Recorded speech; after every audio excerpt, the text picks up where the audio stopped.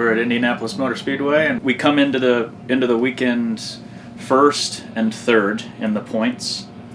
Depending on how race one goes, we have the opportunity to jump the Conquest Mercedes and potentially be 1-2 in the points. And if that happens, I can renounce my lead and go level with JCD.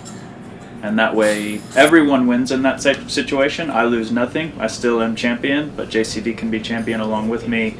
And then the Conquest Mercedes and the random Vandal car can enjoy their season podium, which is very much deserved.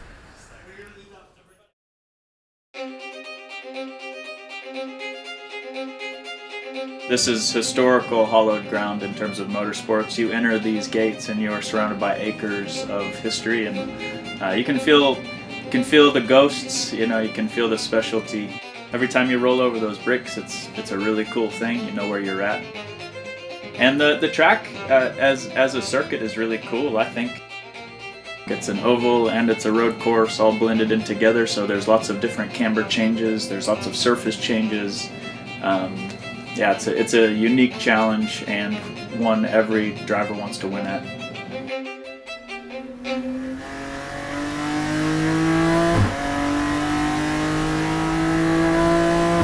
You go over the bricks, you're full throttle for a milliseconds. You're straight line laser braking. We're braking about a car length before the 500 or right at the 500, depending on where tire deg is. And you trail all the way until the right front is touching that inside apex curve. Your eyes go to the 3 seams on the track. Throw load to the nose, but you've got to get on power. Fill up the speed through 2 into 3.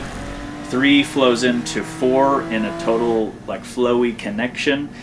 You want to get a good punch on the throttle with a really clean squeeze coming out of 4. 5, 6 is just a little switchback. And then long back straightaway, time to relax and drop tension in your shoulders. Eyes go to the beginning approach curb, and then hard on the brakes, full threshold, trail into the curb. Eyes go inside of the A-pillar. You can choose to track out full, or you can choose to set up mid-track to drop into 8 and 9 transition, which is a really cool switchback transition, kind of like a high-speed slalom. With turn 10 being a really big reward if you can punch the throttle at the right time, right at the center of the apex of turn 10. You're on throttle, full throttle around 11. It is not easy flat out. You're kind of angled towards the wall. Be mindful of getting the car to accept your brake input. 13 leads into 14. 13 is the launch pad that goes full throttle all the way to turn 1. So turn 13 is the biggest priority on the entire circuit.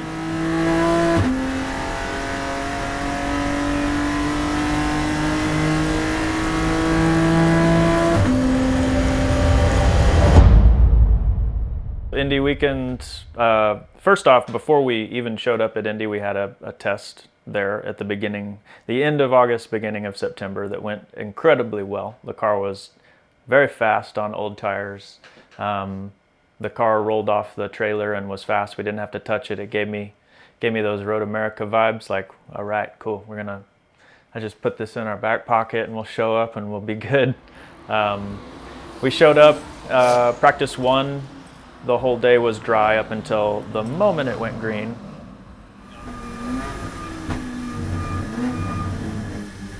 And then I start seeing sprinkles on the windshield, and then it just it got worse and worse throughout the session.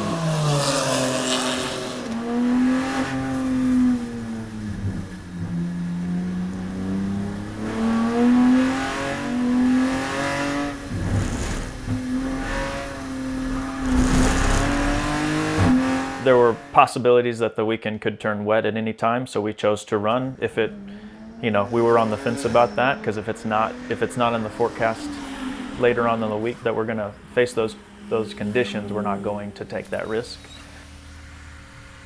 But it was championship weekend. Our competitor was out there practicing, so we chose to stay out there. I had some good running with Mackay, actually, and played around with him. He led me around, I led him around, just finding grip out there.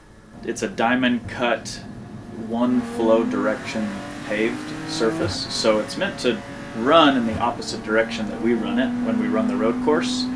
As we come out of turn 10, going into turn 11, and this is in the wet. And also, as we come out of 13 going into 14, we come from a flat racing surface that is originally paved as a road course onto a permanently designed single flow oval circuit.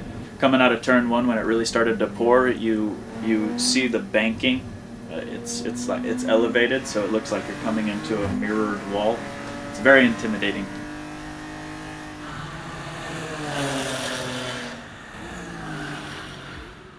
When there's so much standing water that it looks like somebody poured Dawn on the ground. And it just bubbles everywhere. Bubbles, yeah, bubbles everywhere. This is fucking crazy. It's not even raining that hard.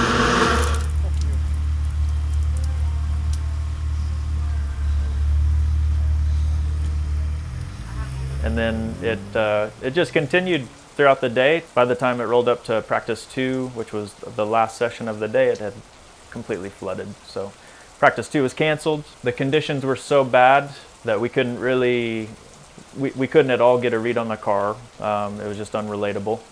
Wet tires going into dry qualifying the next day.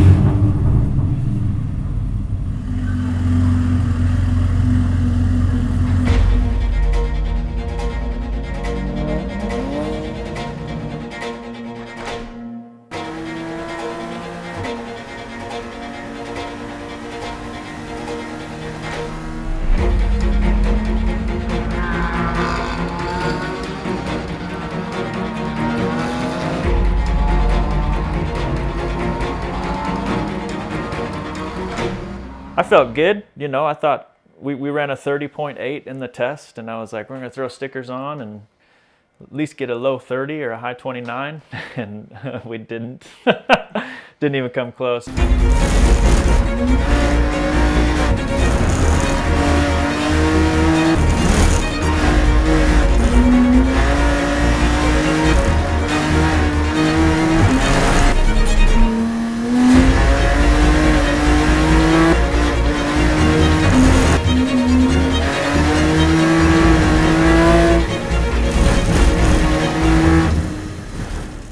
Quality's in the books for us.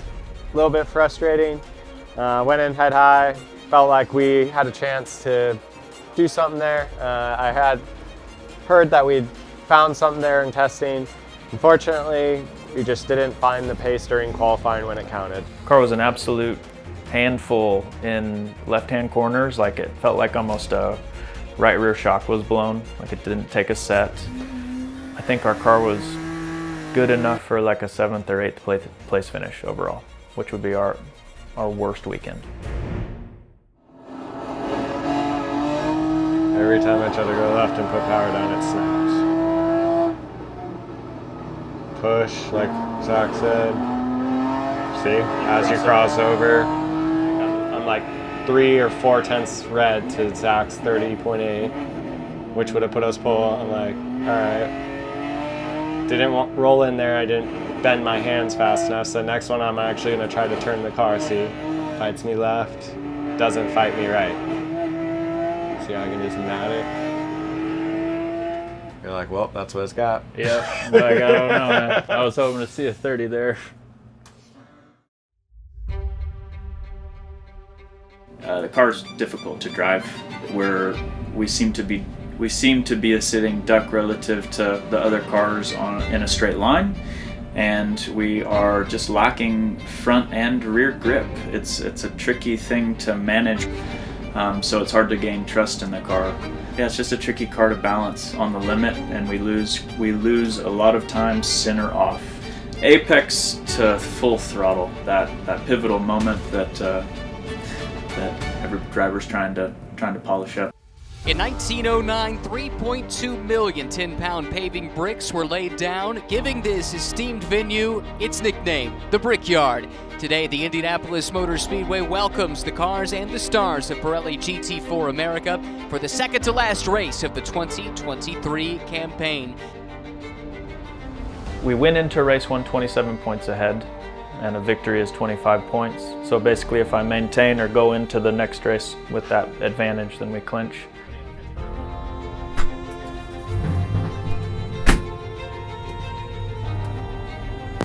Radio check from the box. Car 5-1.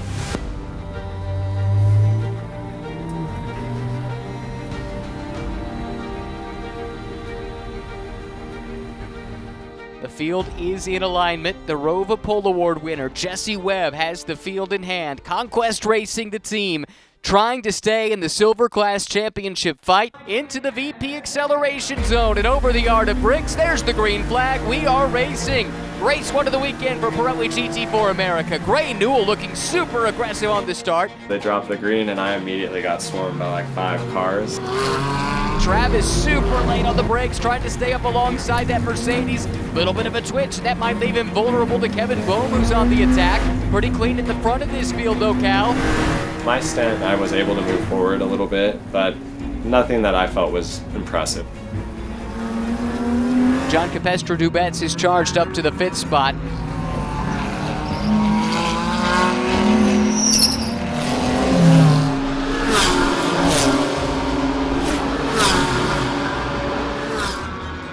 Just about a 10 slow as we now see that battle for 4th overall on the road, with JCD sliding it down the inside of Kevin Conway and getting a little bit closer to that silver lead pairing overall in this race. I didn't get out of the car feeling like that was the best of me. I tried my best and I drove my best in the condition, but I don't feel that we extracted the best out of both the car and ourselves.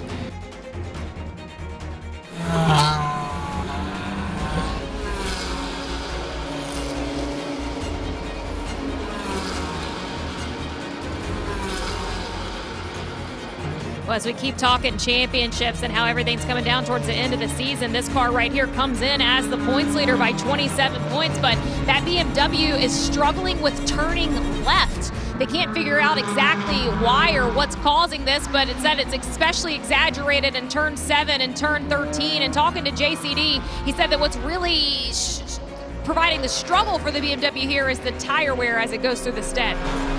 He reported back to me in the driver change that the car wasn't turning left, it was good on the brakes. He was driving his ass off and off the pace and getting slightly dropped by the Astons and the Porsches. And here comes Roman DeAngela's big run. Not for class position. You know that Roman DeAngela's is just out to win this race, win at Indy. We're at a very special venue and every driver wants to kiss the bricks at the end of the checkered flag. I boogie out of the pits. Jason Hart's in front of me for a while. I'm just trying to kind of hold on to his bumper. The outlap and the first couple of laps while I was still learning the car, and those first few laps are vital because you know you're receiving a car from your teammate. You don't know how the car feels that day. I am interested in, I guess Amanda's report does shed some light onto this, the fact that we haven't seen Zac Anderson make up more ground in this stint. Basically, it means you're going to end up with a lot more steering input, kind of grinding on that front tire when you're making that left-hand turn, which is going to just make the situation worse as you start to lose the right front. The moment, like as a driver, if you're not moving forward, it's the worst feeling. You're treading water. You're working incredibly hard to not go anywhere. As we watch here, battles a little bit further up in the pack. It is Zac Anderson. This is big. Coming under pressure from Andrew Davis. This is for position within the silver class. Final step of the podium up for grabs. And with it, the points that come along. Mackay Stevens right now might be the biggest Andrew Davis fan on the premises. Absolutely.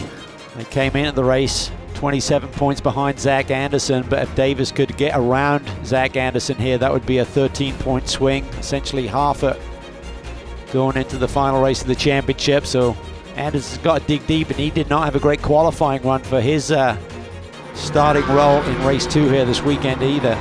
And here we go again. This time it's Davis with a big run out of the final turn, and he will clear the BMW before the braking zone for turn 1. Yeah, that was pretty impressive there. Andrew kept us in the middle of the road, so he just didn't leave that inside line wide open, but he was able to get back across and cover before Zac even thought about outbraking him again down into turn 1.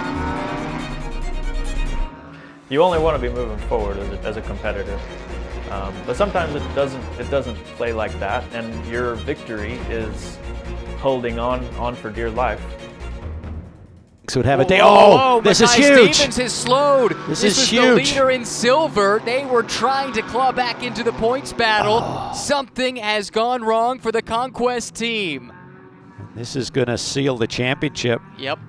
Slowing on the backstretch, Mackay Stevens from the lead of the race. There's the reaction from the team. Jesse Webb cannot look on.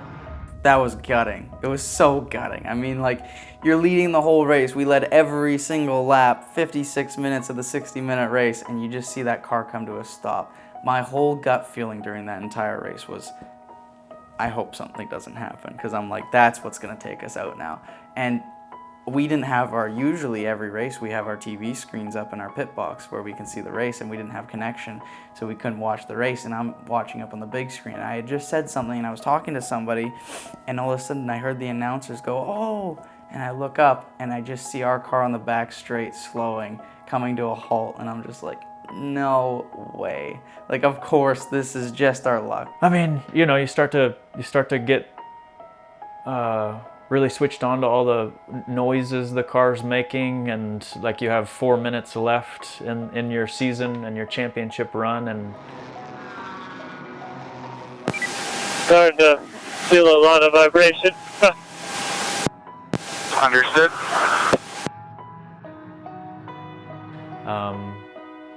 you start going into a very preservation. I did, at least. You know, there was nothing for me to gain. Just bring the car home.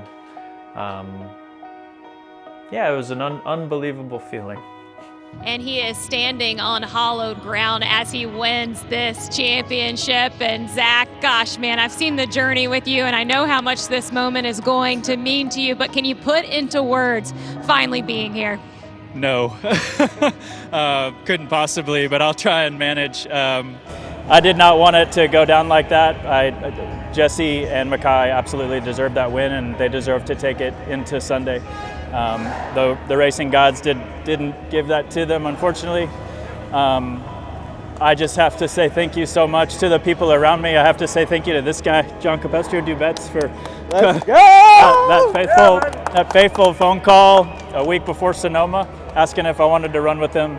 The guys at Autotechnic, Charlie, Ryan, Rob, Ryan, everybody. I'm gonna miss everybody's names, but we are so indebted and so grateful. Thank you so much for following along.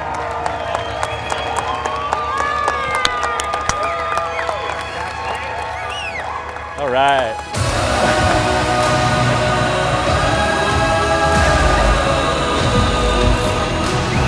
Thank you, drivers. Don't make us throw back on your train. And the Lord lets you down and crack those bottles and So happy for you. Hey, dude, I wouldn't be here without your guidance.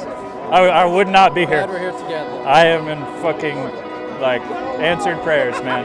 Prayers answered. So happy for you. You got it too, man. Thanks for putting that in.